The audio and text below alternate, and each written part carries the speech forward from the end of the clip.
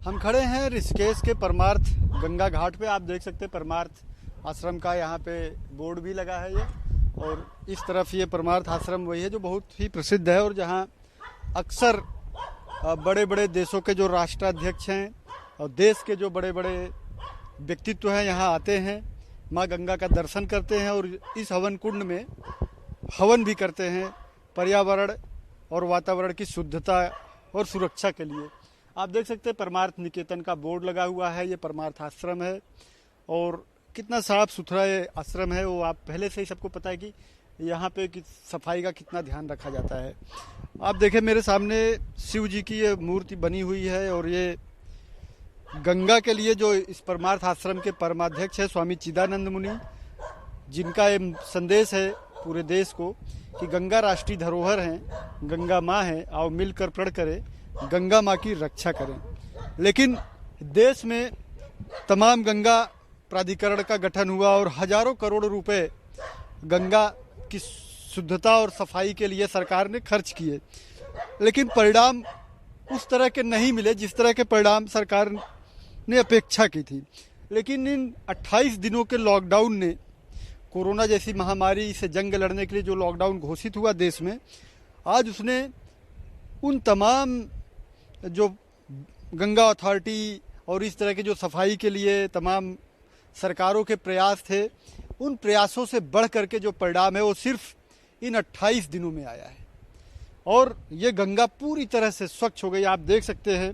कि इस परमार्थ आश्रम के घाट पे जो माँ गंगा है वो कितनी धवल और स्वच्छ है। हमने आपको पहले भी दिखाया काली कमली घाट से, बिल्कुल उसी तरह से आप यहाँ से जितना आगे बढ़ते चले जाएंगे माँ गंगा का जो बाह्य आवरण है वो बिल्कुल धवल और नीला, ऐसा लगेगा कि भगवान शिव ने यहाँ पे विश्राम के लिए कोई स्थल चुना है। और ये भगवान शिव का जो विशाल शरीर है, नीला है, जो बाबा नीलकंठ भी कहते हैं, ऐसे भगवान शिव माँ गंगा के रूप में शायद यहाँ प्रकट हो गए हैं। आप देख सकते हैं, मैं अपने कैमरा सहयोगी तिलक जी से कहना चाहूँगा कि उधर दिखाएं, जब गंगा के पानी में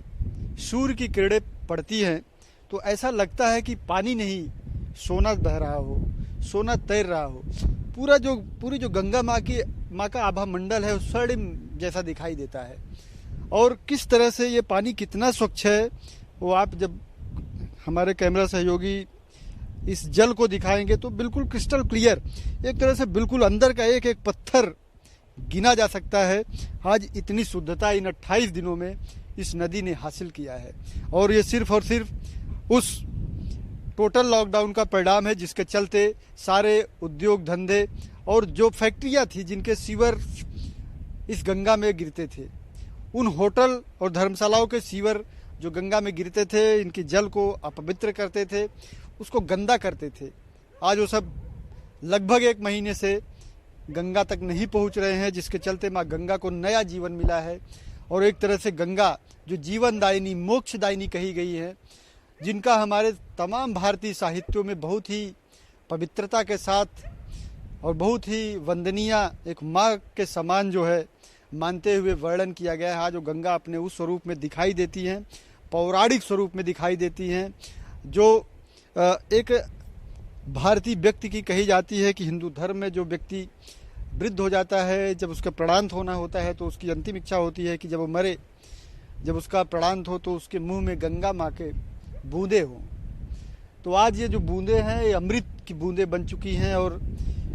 सब इसका पान करना चाहेंगे, इसको पीना चाहेंगे, इस माँ के सानिध्य में आकर के जीवन गुजारना चाहेंगे। आप देख सकते हैं ऋषिकेश को धर्म नगरी भी कहते हैं और ऋषिकेश ऐसी जगह है जहाँ पे बहुत बड़ी संख्या में विदेशी आते हैं, तमाम देशों के पर्यटक यहाँ आते हैं और महीनों महीनों सालों साल रहते हैं। हिंदुस्तान की योग कैपिटल के तौर पर भी ऋषिकेश की पहचान है, लेकिन आज टोटल लॉकडाउन के चलते पूरा शहर शांत है। वैसे भी ये आश्रमों का शहर है, यहाँ पे आश्रम बहुत सारे हैं, तो आश्रम शांति का प्रतीक होते हैं और आज वाकई जो शांति आश्रमों में कल्पना की जाती थी उसको साकार होते हुए हम देख सकते हैं। हमने जितने आश्रमों का यहाँ दौरा किया, सब जगह एक अजीब सी, एक बड़ी सुखद अनुभूति वाली शांति छाई हुई है। विदेशी भी कहीं आश्रमों में क्वारंटाइन है,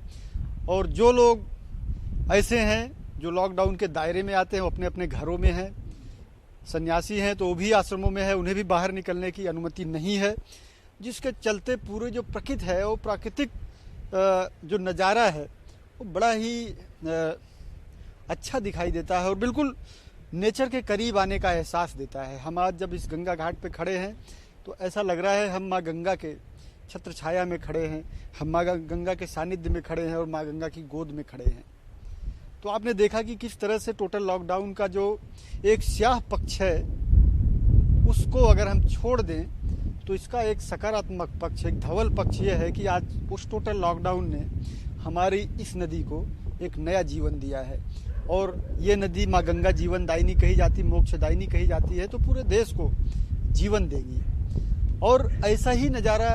हरिद्वार और हरिद्वार के नीचे भी जो गंगा जी आगे यूपी में चलती हैं या पश्चिम बंगाल में या बिहार में, वहाँ से भी खबरें ऐसी ही आ रही हैं कि गंगा का जो जल है उसकी शुद्धता की निरंतरता गंगा सागर तक पहुँच रही है। कैमरामैन तिलक शर्मा के साथ देहरादून के ऋषिकेश के परमार्थ आश्रम घाट से धीरेन्द्र प्रताप सिंह की रिपोर्ट।